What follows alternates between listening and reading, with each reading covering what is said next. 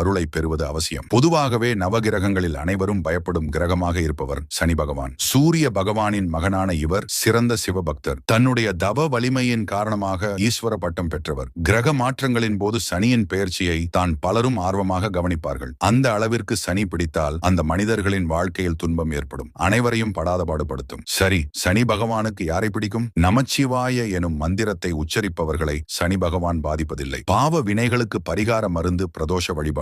இதனை தடையின்றி செய்பவர்களை சனி பகவான் ஒருபோதும் தண்டிப்பதில்லை. அனுதினமும் சிவபூஜை செய்பவர்களை சனி பகவானுக்கு பிடிக்கும். சுத்தமும் சுகாதாரமும் நிறைந்தவர்கள், மற்றவரை அல்லல் படுத்தி ஆனந்தப்படாதவர்களை அவர் பிடிக்கும் காலத்திலும் பாவ மன்னிப்பு அளித்து பாதுகாப்பார் சனி பகவான். சத்தியம் தவறாதவர்கள் மனதில் நித்தியவாசம் செய்வாள் மகாலட்சுமி. அந்த திருமகள் இருக்கும் இடத்தை திரும்பி கூட பார்ப்பதில்லை சனி பகவான். சனி பகவான் இப்படிப்பட்டவர்களை ஒன்றும் செய்ய மாட்டார். ஸ்திரவாரம் எனும் சனிக்கிழமை விரதம், சுதர்சன எந்திர வழிபாடு செய்வது சனி பகவானுக்கு பிடிக்கும். ருத்ராட்சம் அணிந்தவர்களை